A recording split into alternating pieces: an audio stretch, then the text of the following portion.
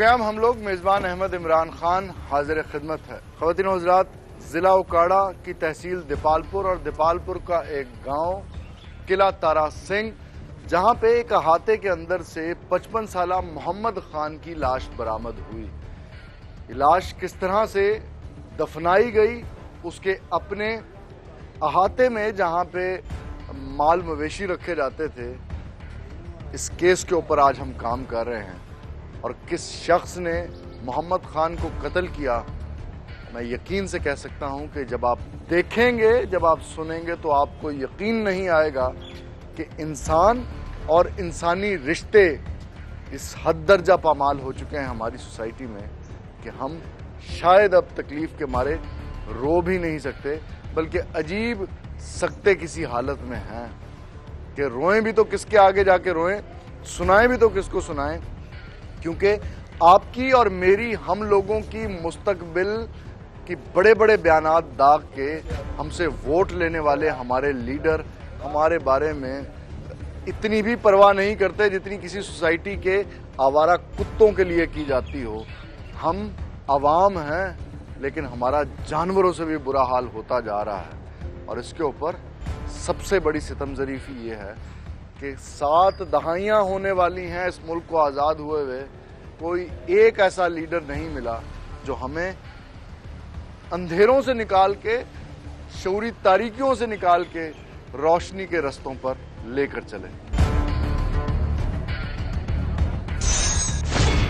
नाज़रीन, किला तारा सिंह में ये केस किस तरह से रूनुमा हुआ, ये कत्ल किस तरह से किया गया, किसने किया, ये सब इंफॉर्मेशन शेयर करने के लिए, आप तक पहुंचाने के लिए हम पहुंचे हैं दीपालपुर सिटी थाना के SHO रिजवान साहब के पास। रिजवान साहब, इस केस के हवाले से फर्स्ट हैंड इंफॉर्मेशन आप तक किस तरह पहुंची? 22 और 23 की रात ये जो मकतूल है मोहम्मद खान, ये अपने डारी पे सोया है और सुबह जब घर वाले आए हैं तो उधर मौजूद नहीं था।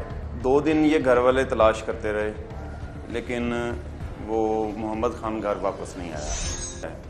इसमें मिट्टी फेंकी है उसका बेटा एक सही। आप तक कोई पुलिस में कोई दरखास्त आ गई थी? सॉरी, ये जो है बाबा जो गायब हुआ ये नहीं आए। मैं उस वक्त बाईपास पे गश्त कर रहा था तो मुझे इन्फॉर्मेशन मिली कि एक बुज़ुर्ग गायब है, मोहम्मद खान नाम है, 50, 55, 60 साल उम्र है उसकी। मैं उधर मौके पे गया तो मुझे लोगों ने कहा ये इन्होंने अपने माल मवेशी का जो अहाता है इसमें मिट्टी फेंकी है और कमरे का फर्श नीचा है, लेकिन ये कोई ज़रूरत भी नहीं है इसमें, ये हालात मशकूक लग रहे हैं। मैंने पूछा कि किसने मिट्टी फेंकवाई है इधर, तो उन्होंने कहा जो दरमियान वाला बेटा है शाहद उर्फ सईद, उसने ये मिट्टी फेंकी है। तो आधे घंटे के अंदर हमने उसको पकड़ लिया। पकड़ के हमने बाहर। डेड बॉडी आपने बरामद कर ली? जी, डेड बॉडी बरामद कर ली इसमें। जब बेटे ने अपने बाप को कत्ल किया और अपने बाप के अहाते में ही? जी, माल मवेशी का ये अहाता था। उसके एक कमरा बिल्कुल जनूबी कॉर्नर में था, एक शुमाली कॉर्नर। तो उसमें जिधर मिट्टी उन्होंने गिराई थी, मिट्टी के एक कॉर्नर में जो जनूबी दीवार है कमरे की, उसके साथ गड्ढा खोद के उसने अपने बाप को, उसने सिर्फ शलवार पहनी हुई थी, कमीज़ नहीं पहनी थी, तो उठा के उसने फेंका है। ऊपर उसने बिस्तरा वगैरह फेंक दिया, वो भी खून आलूद था। और ये एक्यूरेंस हुआ इस तरह था कि ये जो सईद लड़का था, शाहद उर्फ सईद जो बेटा है, ये कहता था कि आप मेरी शादी करें। तो बाप कहता था आप कुछ काम करें फिर आपको हम जो करेंगे, और अक्सर तलख कलामी होती रहती थी इनकी। तो वकूए वाले 22 और 23 की दरमियानी रात का ये वकूआ है। तो ये पहले 10-11 बजे रात बाहर चौक में जो होटल है उधर चाय वगैरह पीता रहा, जो ठेले वगैरह या टीवी शीवी देखता रहा। 2:30-3 बजे ये डारी पे गया है अपनी, उधर जाके इसने दीवार फलांग के अंदर एंटर हुआ है और कस्सी पड़ी हुई थी, कस्सी से उसने वार करके अपने बाप की गर्दन पे उसको हलाक कर दिया।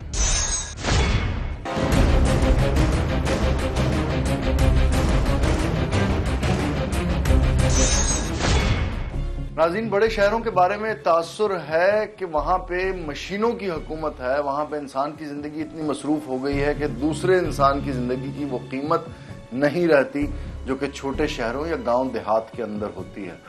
लेकिन ये कहानी जिसने जन्म लिया दीपालपुर के मजाफात में एक गांव में किला तारा सिंह में, जहां पे एक बेटे ने अपने बाप को कत्ल कर दिया सिर्फ इस वजह से कि वो उसकी शादी नहीं करवा रहा था। वो अनफॉर्चुनेट खानदान हमारे साथ है, उस खानदान से बात करते हैं। आपका नाम क्या है? असगर। असगर, हाँ जी। आप मुद्दई हैं इस केस के? हाँ जी। ये केस क्या हुआ, ये की कहानी क्या है, इसके बारे में जरा कुछ तफसील बताइए हमें। वो भाई यही कहता था मेरी शादी करो, मेरा अब्बू कहता था मैं नहीं कर, पहले बहन तेरी बहन करके फिर करूंगा तेरी। भाई ये रोला था इसका। आपसे वो कितना बड़ा है सईद? मुझसे 4-5 साल बड़ा है। 5 साल बड़ा। हाँ। जरा दूसरे भाई को माइक दीजिएगा। आपका क्या नाम है? इतारंदी। क्या आपके भाई के और वालिद के दरमियान शादी का ही सिर्फ एक मसला था या कुछ और भी इख्तिलाफात? शादी का तो जो सा इतना कोई इशू नहीं है भाई, जो असल बात है वो पैसों की थी। वो जो सा आवारा था जो सा जिसने अब्बू को मारा है, तो उसने फिर ना हफ्ते वाले दिन अब्बू को मारा है, फिर इतवार वाले दिन फिर ये मेरी बहन ने और अम्मी ने कहा भाई तुम दीम को फोन कर दे, भाई अब्बू को तलाश करे कहाँ पर है। वो मेरी सही से बात हुई थी जिसने अब्बू को मारा है, तो मैंने कहा भाई अब्बू कैसे कैसे गया। वो कह रहा था भाई हफ्ते को मारा, इतवार वाले दिन सुबह 4 बजे अब्बू ने मुझे फ़ोन किया। सईद कह रहा था भाई इधर ढारी पे आ। भाई मैं ढारी पे आया हूँ, तो अब्बू ने बोला मैं किधर काम जा रहा हूँ। मैंने कहा भाई, फिर मैंने उससे पूछा भाई वो कहाँ गया, जो उनसा वो कपड़े भाई जो उनसे वो कपड़े भी नहीं बदल के गया जैसे तू बता रहा, मोबाइल भी जो उनसा वो घर ढारी पे छोड़ गया है, पैसे वगैरह भी। तो एक रात गुजरी इतवार की, दूसरे दिन तो मैंने कहा भाई इसने ना अब्बू को मार डाला इसने। आपको किस तरह से पता लगा ये? वो इस तरह से पता लगा इसने ना भाई के बारे में ये सोचना कि मेरे भाई ने मेरे बाप को यानी अपने बाप को कत्ल कर दिया, बड़ा मुश्किल है। जी मुझे ना ऐसे पता लगा जी, इसने ना तो माटी की ट्राली गिरवाई थी इधर सामने बाहर। तो मैंने कहा अब्बू ने जो इंसान ना कभी 1 रुपए की माटी मोल नहीं गिरवाई, तो इसने जो सा माटी गिरवाई कभी इसने काम नहीं करवाया जी इसने, सईद ने। तो अब्बू जा रहा तो और उसके बाद इसने माटी की ट्राली गिरवाई, फिर अकेले नहीं अंदर गेरी है जी। तो अकेले ने? जी आधी जो सी है ना ट्राली वो शाम को ही गेर दी थी। उधर फूफी एक बेटा अफजल, फिर उसको मैंने बोला भाई अब्बू अगर आता तेरे पास आता, अब्बू मेरा एक भांजा अब्बू का। तो मैंने कहा वो मुझे शक पड़ता है इसने जो सा मार के उधर माटी इसने गिरवाई है, उसके अंदर इसने जो सा दाब दिया हो। तो उधर से हमने फ़ोन किया, उधर से हमने फिर कार में आए, तो इधर से फिर इन्होंने माटी मोटी फूटी। तो सईद इधर बाहर था, तो उसको पूछा भाई तेरा अब्बू किधर है? वो कह रहा मुझे नहीं पता। उसने कहा तुमने माटी पटकी है और इसके अंदर तुमने नाप दिया है इसको। तो उन्होंने हटाई उधर से, तो हटाने के बाद उधर से एक टप्पा मारा, तो जो अब्बू का मोबाइल था ना वो सईद के पास था। तो सईद वाला मोबाइल इधर अंदर चार्ज पे लगा हुआ था। अब्बू का मोबाइल वैसे ही ना खाली लगा कर बाहर को भग पड़ा। फिर गांव वाले ने कहा भाई इसने मारा है, तो फिर उसको पकड़ कर लाया। फिर उससे पूछा गांव वालों ने, मैं तो बाद में आया था, फिर उसने कहा भाई मैंने अब्बू को मारा है। ताहिर आपका भाई पुलिस में पकड़ा गया, पुलिस ने पकड़ लिया है, आपके वालिद के कत्ल के इल्जाम में उसने एक्सेप्ट भी कर लिया है। आगे क्या को भाई की मोहब्बत भी जाग सकती है कि बाप का कत्ल माफ कर दो? आप बात ये जो भाई से ज्यादा जो सा मेरा बाप था, बाप ने हमको निके से जो सा बड़ा हमको किया, ठीक है ना। बाप चला गया तो हमारे लिए सब कुछ चला गया, ठीक है। और बाप के लिए हमको अपनी भी जान देनी पड़ी, अपने बाप के खून के लिए इंशाल्लाह जरूर देंगे। जो शहीद है इसको हम फांसी का हुक्म, फांसी लगवानी है इसको। आप भी यही चाहती हैं जो आपका बेटा चाहता है? क्योंकि माँ के लिए जरा मुश्किल है, एक तरफ तो शौहर गया, सुहाग गया, दूसरी तरफ खुद पैदा किया हुआ बेटा, दोहरी अजियत है आपके लिए। उस नाजुक सूरत हाल में कमजोर पड़ जाएंगी आप या माफ कर देंगी बेटे को? मैं पहली दफा बच्चे उस दिन बयान लिया, उस दिन मैं आख दिता मैं आपका बंदे का खून माफ कर दिया बेटे को। मैं अपने बेटे को छुड़ाने चाहती हूँ। बेटे को छुड़ाना चाहती? हाँ, बेटे को छुड़ाने चाहती हूँ। मैं अपना बंदे का खून माफ कर दिया। ऐसे ना हो बंदा भी गया बेटा भी जावे, मैं किस पास से लगूंगी? बेटा आप क्या चाहती हो कि भाई ने जिसने कत्ल किया उसको आप माफ कर दें या उसको सजा मिलनी चाहिए जैसे आपके भाई ने कहा? हमने उनसे पहले भी कहा था है ना, हम अपने अब्बू को खून माफ नहीं करेंगे। फिर मम्मा कहती रही थी है ना, मेरे से ऐसी इतनी मोहब्बत थी, मैंने 4 बच्चे इतने दुखों से देखे हैं, पहले वो फौत हो चुके थे, बहुत मुश्किल से मिले हैं। मम्मा कहती है उनका खून माफ कर देना। अच्छा, अब मुझे आप दोनों जो मर्द हैं इस फैमिली के, अब ये बताएं कि वालदा आपकी माफ करना चाहती हैं, मुदई वो हैं, बड़े भाई आप हैं, आप चाहते हैं उसको फांसी लगे, उसको किए का अंजाम जी, उसको खून के बदले खून इंशाल्लाह होगा, फांसी। लेकिन आपकी वालदा तो माफ करना चाह रही हैं, फिर भी ये यकीनन नहीं, वालदा जो भी कुछ ये कहे हम इसकी बातों में नहीं आएंगे इंशाल्लाह, ठीक है। आप क्या करोगे, क्योंकि सारी लेदे के बाद फैसला अब आपका है, बड़े भाई से ज्यादा इम्पोर्टेंट आप हैं इस वक्त, क्योंकि मुदई आप हैं, बदला ही लेना है। बदला लोगे? हाँ जी। लेकिन आपकी वालदा जो है वो हमारे सामने बैठी हुई कह रही है माफ हम नहीं ना करेंगे। किया तो वो भी घर छोड़ के चले जाएंगे। बेटे अगर माफ ना करें तो आप कहाँ चली जाएंगी? मैं चली जाऊंगी, किसी ट्रक के साथ लेके मर जाऊंगी, गाड़ी के नीचे लेके मर जाऊंगी।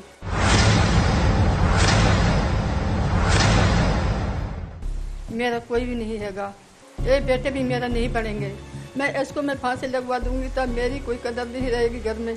मैं खुद आप मर जाऊंगी कोई जाके। नहीं, लेकिन आपके 3 बच्चे तो हैं, आपकी बेटी है आपके साथ। बेटी भी अपने घर चली जाएगी, साल में जाए 2 साल में जाए, ये हमारे घर ही नहीं रहेगी, ये भी चली जाएगी, इसको शादी सदा कर दूंगी मैं। ये 2 बच्चे हैं तो इसको मैं देखूंगी तब मेरा तीसरा बेटा भी मेरे याद आएगा। यह है माँ जिसने बेटे को पैदा किया, उसका कलेजा सुकून नहीं पा रहा, जबकि उस सफाक दरिंदा सिफ्त बेटे ने जो इबलीस की इंसानी शक्ल में आया और उसने अपने सगे बाप को कत्ल कर दिया, वो माँ अभी भी उसके उस सफाक दरिंदे के लिए नरम गोशा रखती है।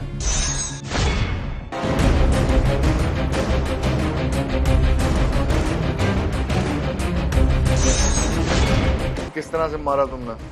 जी वो एक पासे पर सांप पड़ा था, उससे मार दिया। किस चीज से मारा? कई से जी। ऐसे कंक्रीट एविडेंसेस हैं कि इंशाल्लाह ये होप के कोर्ट से उन्हें सजा हो जाएगी।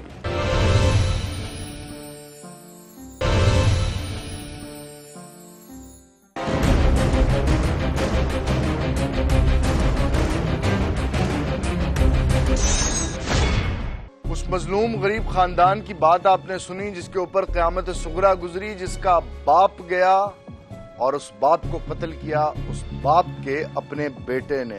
ये मेरे मुल्क के गरीब लोग जिनको हर तरफ से आफतों और बलाओं ने आ लपेटा है, एक तरफ हुक्मरान उनके हकूक अदा नहीं करते, दूसरी तरफ जहालत ने उनके जहनों को इतना तारीक कर दिया है कि गांव जैसे पुरसकून इलाके के अंदर भी बाप महफूज नहीं है अपने बेटों से।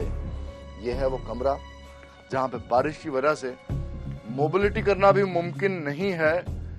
इस तारीक कमरे में जहां पे वो गरीब शख्स अपने जानवर रखा करता था, उनका दूध बेच के अपने बच्चों के लिए कमाता था, उन्हीं बच्चों में से एक बच्चे ने उस अनफॉर्चुनेट बाप को सफाकी से कत्ल किया और कत्ल करने के बाद इस 4x2 के एक छोटे से गड्ढे के अंदर उसने अपने सगे बाप को गठड़ी की तरह दबा दिया। और वो सफाक शख्स जिसकी उम्र भी बहुत ज्यादा नहीं थी, 22-23 साल का लड़का, जो अपने बाप को कत्ल करने के बाद, दबाने के बाद अपने खानदान को झूठी कहानियां सुनाता रहा। उस इंसान के अंदर इंसानियत क्या होगी जो पसंद की शादी करना चाहता था और जिसकी पसंद की शादी के ऊपर बाप ने रजामंदी का इजहार भी कर दिया था। लेकिन उसके दिमाग के अंदर क्या प्रोग्रामिंग हुई होगी, बाप ने तालीम उसे नहीं दिलवाई, माँ ने तालीम उसे नहीं दिलवाई, अल्टीमेटली उसका नतीजा क्या निकला कि बेटे ने अपने हाथों से अपने बाप की कब्र खोदी और उसको यहाँ पे दफना दिया।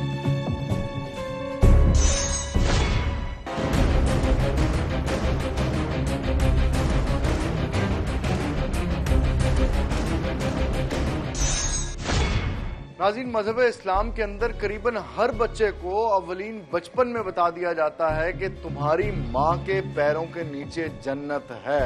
यानी वो जन्नत माँ की खिदमत करके, उसकी सेवा करके, उसकी ताबेदारी करके हासिल की जा सकती है। और बाप के पैरों के नीचे, माँ के पैरों के नीचे मौजूद जन्नत का दरवाजा है। जिस शख्स ने अपनी जन्नत के दरवाजे को ही बंद कर दिया हो, उसको ही कत्ल किया हो, वो बाप जिसका ये खून था, वो शख्स कितना सफाक होगा। और वो शख्स हमारे साथ मौजूद है। तुम्हारा नाम क्या है? शाहदवल सईद। बाप को कत्ल का मंसूबा क्यों बनाया और इतना सख्त फैसला तुमने क्यों किया? सर जी लड़ाई झगड़ा होता है इसलिए जी। लड़ाई झगड़ा किस चीज पे होता था? ये कहता काम करेगा मैंने क्या मेरे पास काम नहीं होता। तुमने क्या कहा? काम नहीं होता सर जी। तुम्हें को पोलियो है, को कैंसर है, को दिमाग का सरतान है? नहीं जी, बाहर में मेहनत मजदूरी करता लिया इसलिए जी घर का काम नहीं होता जी। क्या करते? बाहर जी मजदूरी करता था जी बाहर। काम क्यों नहीं होता था? सर जी वैसे ही। वैसे ही क्या? वैसे कैसे? सर जी वैसे बाहर काम करता है, घर वालों के साथ में वैसे अच्छा नहीं रहता था इसलिए। उम्र कितनी है तुम्हारी? 22 साल जी। 22 साल की उम्र में तुमसे काम नहीं होता, उसकी क्या वजह है? वो नशा करते हो, शराब पीते हो, हेरोइन पीते हो? नहीं कुछ भी नहीं सर जी। तुम्हारे घर वालों ने बताया तुम शराब पीते हो? नहीं सर जी कुछ भी नहीं पीता। इस बात पे तुम्हें इतना गुस्सा है कि तुमने बाप के कत्ल का मंसूबा बना लिया? हाँ जी। कितना अर्सा पहले ये मंसूबा बनाया? सर जी पहले नहीं बनाया, वक्ती तौर जहन में आई थी सर जी। कैसे वक्ती तौर पे कैसे जहन में आई? वो जरा मंजर बताओ ना, वो सीन क्या था? जी इस बात पे वो कहता काम करा, मैं कि मुझ पर नहीं होता काम। उसने क्या नहीं होता, घर से निकल जाओ। फिर सर जी मैंने उसे मार डाला। नहीं, फिर तुम कमरे से आ गए, वो सो गए, उसके सोने का इंतजार किया तुमने? नहीं जी, बाहर से सोया पड़ा था जी। तुम बाहर चले गए, उसने कहा घर से निकल लो, तुम चले गए? नहीं जी, घर अलहदा था, कुआं अलहदा जी। ठीक है, तुम घर चले गए? नहीं जी, बाहर ही। ठीक है, बाप किधर था? बाहर कुएं पर। कुएं पर था। तुमने कुएं पर आके उसे मारा? हाँ जी। कितनी देर के बाद तुम आए मारने के लिए? तकरीबन 2 घंटे बाद। 2 घंटे बाद। बाप चारपाई पर सो रहा था? हाँ जी। किस तरह से मारा तुमने? जी वो एक पासे पर सहा पड़ा था, उससे मार दिया। किस चीज से मारा? कैसे जी? कहाँ, किस जगह मारा उसके? सर जी गर्दन पर। गर्दन पर। एक ही वार में मर गया या और? एक ही वार में जी। कई लगी तो उसके जिस्म में फौरी रूह निकल गई? नहीं जी, थोड़ी देर बाद जी। तड़पता रहा? हाँ जी। कुछ बोला भी वो? नहीं जी। बोल नहीं पाया? नहीं जी। तुमने मारा किस तरह? गर्दन पे किस तरफ करके मारा था? इस साइड पर जी। इस साइड पे? हाँ जी। कितनी देर तड़पता रहा वो? तकरीबन 5 मिनट जी। 5 मिनट तड़प। तुम क्या करते रहे उस 5 मिनट? ये अंदर कमरे का खड्डा खट रहा था जी। तुमने बाप को तड़पता हुआ छोड़ा और अंदर जाके उसकी कब्र खोदनी शुरू कर दी? हाँ जी। अल्लाह अकबर। कसाई मुर्गी को काट के ड्रम में डालता है और एहतरामन उसकी जब तक जान नहीं निकल जाती तब तक उसकी चीर फाड़ शुरू नहीं करता। यह है वो बेटा जिसने बाप की गर्दन पे कई मारी और बाप तड़प रहा है और वो चला गया कब्र खोदने के लिए। बाप को जब मारने लगे थे तो बाप ने तो तुम्हें बड़ी मोहब्बत से जवान किया, गोदों में खिलाया होगा, कंधे पे फिराया होगा गांव पूरे में, तो कोई ज़हन में मोहब्बत नहीं आ रही थी बाप की कि यार ये मैं क्या करने लगा हूँ? सर जी मारकर बड़ा पछताया हूँ सर जी मैं। बाप को किस तरह उठा के अकेले तुम्हारी तो बड़ी माड़ी सी जान है, काम तुमसे होता नहीं है। बाप की लाश को कैसे उठा के लेके गए? सर जी उठा के ले गया था। कैसे? इस तरह जी। आराम से उठ गया था? हाँ जी। तो वो जो खून चारपाई पे और आगे पीछे उसका क्या, उसको किस तरह खत्म किया, साफ किया? जी सर जी वो मंजी धो दी थी। मंजी धो दी थी? हाँ जी। और जो जमीन पे खून गिरा होगा वो सर साफ कर दिया। वो साफ कर दिया। बाप को ले जाके वो मैंने देखी है कब्र जो तुमने खोदी थी अपने बाप के लिए, उसमें तो बंदा पूरा भी नहीं आता। तुमने कैसे बाप को लिटाया आपने? सर जी पूरा खड्डा नहीं था वो, बस तुमने कहा दबा दो इसको बस जैसे तैसे करके। यस सर जी। तो वो सीधा भी नहीं लिटाया बाप को, ऐसी मट्टी डाली ऊपर और ऊपर बोरियां रख दी?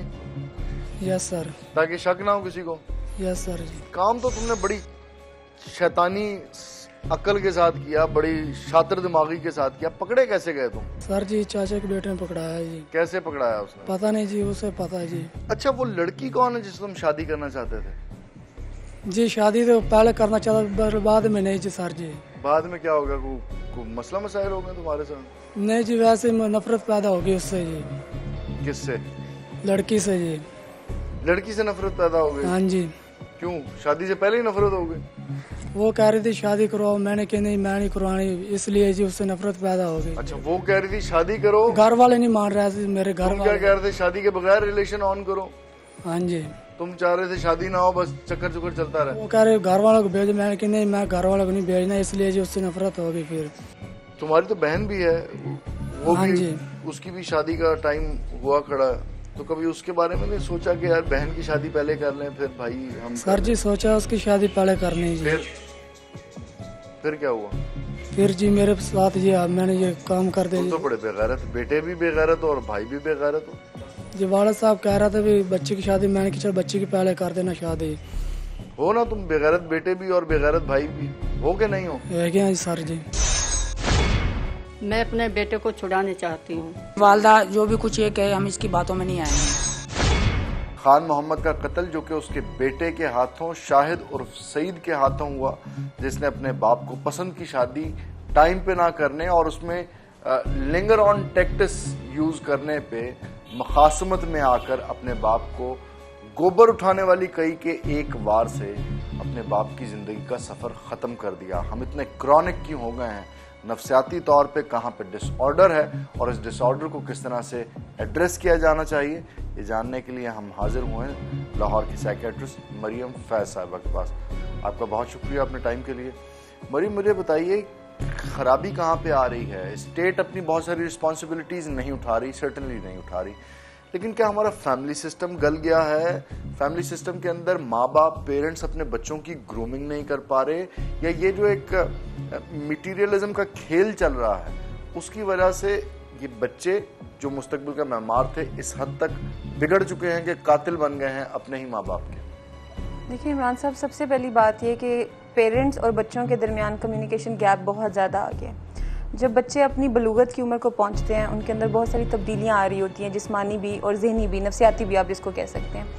अमूमन पेरेंट्स जो हैं, बच्चा अगर 13 साल का भी है उसको 7 साल की उम्र के बच्चे की तरह ही ट्रीट करना चाह रहे होते हैं। उनको ये नहीं अंदाज़ा हो रहा होता कि 13 साल के बच्चे की रिक्वायरमेंट्स, उसकी नीड्स बिल्कुल मुख्तलिफ हैं एक छोटे बच्चे की निस्बत। दूसरी बात यह है कि हमारा जो पेरेंटिंग स्टाइल है, परवरिश का तरीक़ाकार, उसमें प्रॉब्लम्स आना शुरू हो गई हैं। आप जब किसी भी नए रुतबे पे जाते हैं, नई जगह पे जाते हैं, किसी की प्रमोशन होती है, उसको उसके मुताबिक अपने आप को ढालना पड़ता है। लेकिन अगर आप माँ या बाप के ओहदे पे जा रहे हैं और आप उस ट्रांजिशन को, उस चेंज को एक्सेप्ट नहीं कर रहे, आप उसके लिए ज़हनी तौर पे तैयार नहीं है, इवन शादी के लिए ज़हनी तौर पे तैयार नहीं है, जिम्मेदारी उठाने के लिए तैयार नहीं है, तो फिर इस तरह की प्रॉब्लम्स आना शुरू होती हैं। लेकिन यहाँ पे तो एक बेटे ने, बदबख्त ने, अपने बाप को इस वजह से कत्ल कर दिया क्योंकि बाप कह रहा था कि मैं तुम्हारी शादी तब करूंगा जब तुम कुछ काम करोगे। सेकेंडली, तुम्हारी बहन है, उसकी शादी के बाद तुम्हारी शादी होगी। देखिए, आपने अभी एक बात की थी स्टार्ट में कि मटीरियलिज्म बहुत ज़्यादा हो गया है। अब हर बंदा सिर्फ अपने बारे में सोचना ज़्यादा पसंद करता है। वो जो एहसास ज़िम्मेदारी और एहसास होता है दूसरों का, बहन भाइयों का, फैमिली का, उसमें भी कमी आना शुरू हो गई है हालात की वजह से। आप ये देखें कि ये बहन भाइयों में शायद आखिरी नंबर पे आता है, या इसका बर्थ ऑर्डर आप देखें बीच में आता है। रिसर्चेस आप उठा के देख लें कि जो बीच के, मिडिल के जो बच्चे होते हैं वो अपनी ज़िंदगी में हमेशा स्ट्रगलर ही रहते हैं। यहाँ पे इस केस में जो एक और ह्यूमन एलिमेंट हमारे सामने आता है वो ये है कि आपने कहा कि फैमिली के बारे में इंसान नहीं सोचता और मटेरियलिस्टिकली सिर्फ अपने बारे में फोकस कर रहा होता है। लेकिन इसने तो चलिए वो जिम्मेदारी ना उठाता, फैमिली को सपोर्ट ना करता, ना कमाता, लेकिन इसने अपनी कौन सी इंस्टिंक्ट जो पूरी नहीं हो रही थी जिसकी वजह से इसने बाप मार दिया। आप इम्बैलेंस जब आपकी लाइफ में क्रिएट हो जाए, आपकी सेक्सुअल इम्पल्सिस के अंदर, थॉट्स के अंदर, क्योंकि ये एक फितरी जज्बा, आप इसको निकाल नहीं सकते अपने अंदर से। लड़का हो लड़की हो, आपको इसको, हम लोग असल में इतने शर्मीले हैं कि हम इसको एडमिट नहीं करते। अगर तो उसको सज़ा होती है या जैसा भी इस मुकदमे का फैसला होता है तो उसके मुताबिक इसको हेल्प करनी चाहिए ताकि इसके अंदर कोई चेंज आ सके, प्रोडक्टिव हो जाए सोसाइटी के लिए। ऐसे कंक्रीट एविडेंसेस हैं कि इंशाल्लाह वी हैव होप कि कोर्ट से उन्हें सजा हो जाएगी। अल्लाह रब्बुल इज़्ज़त ने जब बिल वालिदैन इहसाना का जब भी जिक्र किया, अपनी जात के साथ मुत्तसिल जिक्र किया।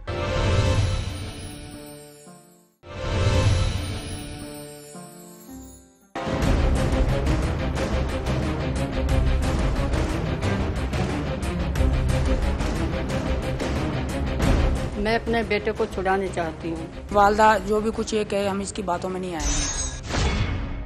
नाज़रीन जी, सोसाइटी के अंदर जहालत का राज हो, दौर दौरा हो और ऐसी सफाकियत पनप रही हो कि अपनी औलाद और अपने माँ बाप को कत्ल आम की खबरें आम हो जाएं, ऐसी सोसाइटी के अंदर पुलिसिंग वो सब्जेक्ट है जो शायद मुश्किल तरीन काम हो। इस पुलिसिंग को इस सोसाइटी की बेहतरी के लिए कैसे इस्तेमाल किया जाता है, कैसे किया जा सकता है, हमारे साथ मौजूद हैं ASP दीपालपुर अमीर सऊद मक्सी। सऊद साहब, आपकी तफ्तीश के अंदर क्या वजूहात सामने आई हैं जिसके नतीजे में एक बेटे ने अपने बाप को कत्ल कर दिया? जैसे कि आपको पता है कि ये किला तारा सिंह थाना सिटी दीपालपुर का वक़ुआ है, जिसमें बेटे ने, जिसका नाम शाहिद है, उसने अपने वालिद मोहम्मद खान को कत्ल किया है। और ये 3 दिन के बाद ये हमें रिवील हुआ और डिग आउट किया गया, फिर मुलजिम को अरेस्ट किया गया, देन जो आला कत्ल है वो बरामद किया गया। इसके बाद उस दिन से लेके जो अब तक की तफ्तीश है, इसमें हमने डिफरेंट आस्पेक्ट्स उसको इन्वेस्टिगेट किया है कि कत्ल की वजूहात क्या बनी और इसके बाद इस हीनियस क्राइम में इसके साथ और कौन कौन शामिल था। तो अब तक की जो हमारी तफ्तीश है वो ये है कि वजह अनाद ये थी कि ये जो शाहिद है उर्फ सईद, इसकी उम्र 22 साल है और ये काफ़ी सालों से बेरोज़गारी है और अनपढ़ है।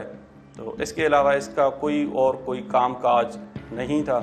इसके बाद वालिद जो है वो इन्हें समझाते रहते थे कि आप काम करें। ऊपर से इनकी डिमांड्स ये थी कि हम इसकी शादी भी कराई जाए, जो वालिद ने कहा कि पहले आप कोई करें, काम काज करें, मुलाजमत करें, तो फिर जो है वो आपकी ख्वाहिशात पूरी की जाएंगी। जब आपने अप्रीहेंड किया इसे तो फौरी तौर पे क्या ये मान गया, कन्फेशन इसने फौरी तौर पे कर लिया, या पुलिस को अपने रिवायती तरीके बरूए कार लाने पड़े? जी, इसने फौरी तौर पे तो एक्सेप्ट नहीं किया था क्योंकि it was sudden shock to everybody. लेकिन इसमें क्योंकि गवाह तो एक तो इनके भाई थे जो असगर अली, जिन्होंने इनसे पूछा था कि आप इतनी मट्टी क्यों डाल रहे हैं और ये नेचुरल चीज़ नहीं है कि आप कमरे में मट्टी डाल के उसकी तय ऊपर कर रहे हैं। जब पुलिस को इतला हुई तो SHO सिटी मिस्टर रिजवान वो वहाँ पे पहुँचे और वहाँ पे उनकी फैमिली और गांव वालों की दोनों की गवाही इसी पे थी। और शुरू में इसने डिनाई किया लेकिन बाद में ये मान गया कि इसी ने ही किया है। इस केस का मुस्तकबिल क्या हो सकता है? माँ चाहती है माफ़ करना जबकि भाई चाहते हैं इसको फांसी तक लेके जाना। बात दरअसल ये है कि ये भी हमने काफ़ी सोच समझ के, पहले जो इनिशियल हमारी जो इन्वेस्टिगेशन थी उसके बाद में हमने मुद्दई जो है वो सिलेक्ट किया, क्योंकि एविडेंस हमारे पास है। कन्फेशन इस वक्त वो बिल्कुल उस पर है कि, और उसको काफ़ी एहसास भी है कि उसने इतना बड़ा जुर्म किया है। आपके सामने भी उसने काफ़ी बिना किसी चीज़ के ये मान लिया है कि, और आला कत्ल भी है। ऐसे कंक्रीट एविडेंसेस हैं कि इंशाल्लाह वी हैव होप कि कोर्ट से उन्हें सजा हो जाएगी। गर्दन पे किस तरफ करके मारा था? इस साइड पर जी। मैं अपने बेटे को छुड़ाने चाहती हूँ। वालदा जो भी कुछ ये कहे हम इसकी बातों में नहीं आएंगे। ताज़ीरात पाकिस्तान में बाप के हाथों बेटे का कत्ल या बेटे के हाथों बाप का कत्ल मुमकिना तौर पे किन किन कानूनी पेचीदगियों का शिकार हो सकता है, इस हवाले से बात करने के लिए हम पहुंचे हैं advocate high court Syed Farhad Ali Shah साहब के पास। शाह साहब, पहले तो हमें ये बताइए कि इस केस के अंदर जो मुद्दई है वो अपने भाई को सजा दिलवाना चाहता है जिसने उन सबके बाप को कत्ल किया। दूसरी जानिब माँ अपने बेटे को माफ कर चुकी है। कानूनी हैसियत क्या है अब मुद्दई की और माँ के बयान की? देखें, बात यह है कि अगर तो देखा जाए तो लीगल हेयर्स माँ भी है और लीगल हेयर्स में से बेटा भी है, लेकिन इशू सिर्फ यह है, अब देखना पड़ेगा कि इंडिविजुअली जो FIR दर्ज जो इसमें वकूआ क्या बयान किया गया। अगर ये वकूआ घर का है और माँ भी चश्मदीद है और वो स्टेज पे आके कहती कोर्ट में कि जी मेरे बेटे ने, माँ चश्मदीद नहीं है, बेटे ने कत्ल किया और बेटे को अपने बाप को कत्ल करने के बाद उसी अहाते में एक कमरे के कॉर्नर में दफन भी कर दिया। मतलब अब 3 दिनों के बाद वो पकड़ा गया। स्पेसिफिकली इसके अंदर अगर चश्मदीद माँ नहीं है तो उसके कहेगी इस स्टेज पर कोई उसको फायदा नहीं मिलेगा, क्योंकि लीगल हेयर्स जब तक तमाम उसे माफ़ नहीं करेंगे उस वक्त तक उसको बरियो ज़िम्मा इस केस से नहीं किया जा सकता। अभी इस वक्त यह है कि अगर उसके अगेंस्ट एविडेंस मौजूद है और जो भाई उसका हालांकि हकीकी भाई है लेकिन वो FIR का मुद्दई है और वो अपने बाप के कत्ल की सज़ा अपने भाई को दिलवाना चाहता है, तो स्टेट बिल्कुल उसको एविडेंस को परखने के बाद उसको डेथ सेंटेंस दे सकती है। नाज़रीन, इस वजह से भी शायद हमारी सोसाइटी के अंदर इन्हतात बढ़ रहा है क्योंकि जराइम की सज़ा नहीं मिलती और मुजरिम कहीं ना कहीं साइकोलॉजिकली ये भी जानता है कि वो जो ये घिनौना जुर्म करने जा रहा है इसके बदले उसे उतनी घिनौनी सजा नहीं मिलेगी जितनी वो डिजर्व करता है।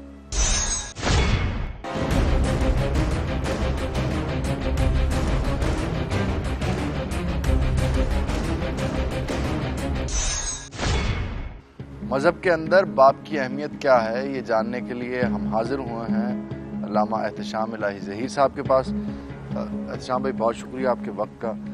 पहले तो हमें बताइए कि हमारे मज़हब के अंदर बाप की अहमियत को किस तरह से उजागर किया गया है। बिस्मिल्लाहिर्रहमानिर्रहीम। सबसे पहली बात तो ये है कि मज़हब का जो पहला माखूज़ है वो कुरान है, और कुरान पाक के अंदर एक ही आयत को अल्लाह रब्बुल इज़्ज़त ने 3 मुख्तलिफ मुकामात पर नाज़िल किया, और वो आयत, इसका मतलब है जब अल्लाह रब्बुल इज़्ज़त एक बार को बार बार रिपीट कर रहा है वो उसकी अहमियत पर दलालत करती है। वबिल वालिदैन इहसाना कुरान पाक में 3 मुख्तलिफ मुकामात पे आया, और अल्लाह रब्बुल इज़्ज़त ने जब वबिल वालिदैन इहसाना का जब भी जिक्र किया अपनी ज़ात के साथ मुत्तसिल जिक्र किया कि मेरी ज़ात के साथ शिरक नहीं करना और वालिदैन के साथ एहसान करना। इसके अंदर सिर्फ वालिदा का जिक्र नहीं है, वालिदैन का जिक्र है। फिर अल्लाह रब्बुल इज़्ज़त ने कुरान पाक में इससे भी एक बड़ी आयत को नाज़िल किया। क्या? अल्लाह ताला कहता है मेरा शुक्र अदा करो और वालिदैन का शुक्र अदा करो, यानी अल्लाह रब्बुल इज़्ज़त अपने शुक्र के साथ वालिदैन के शुक्र को तबीर कर रहा है। और फिर अल्लाह रब्बुल इज़्ज़त इससे भी एक बड़ी आयत को कुरान पाक में नाज़िल फरमाते हैं जो वालिदैन के हकूक़ के ऊपर वाज़िह दाल है। वो क्या है? उनको उफ तक नहीं कहना। मोहम्मद खान वो शख्स जिसको उसके बेटे ने कत्ल किया, क्या वो अपने औलाद को ये सबक नहीं पढ़ा पाया? सोसाइटी किसको आप समझते हैं कि ज्यादा जिम्मेदार कौन है इस सारे कत्ल के खेल में? मेरा ख्याल ये है कि इसकी जिम्मेदारी सिर्फ एक फर्द वाहिद पे नहीं डालनी चाहिए, पूरे मुआशरे के ऊपर डालनी चाहिए। उसकी वजह यह है कि ये तो मिंबर और मेहराब की भी जिम्मेदारी है, ये मीडिया की भी जिम्मेदारी है। आज लोग वालिदैन से, अल्लाह ताला कह रहा है कुरान पाक में कि जब वो बुढ़ापे में पहुंच जाएं उनके लिए ऐसे दुआ किया करो, अल्लाह इन पे ऐसे रहम कर जैसे ये बचपन में हमारे ऊपर रहम करते थे। अगर कोई इंसान इस टेंडेंसी में आ जाए कि उसकी जिनसी ज़रूरियात, उसकी डिज़ायर्स उसको कातिल बना दें और अपने माँ बाप का कातिल बना दें, तो मज़हब किस तरह से रहनुमाई करता? नबी करीम सल्लल्लाहु अलैहि वसल्लम ने फरमाया जब लड़का इस उम्र में पहुंच जाए और लड़की इस उम्र में पहुंच जाए कि वो शादी के काबिल हो, उनका निकाह कर दिया करो।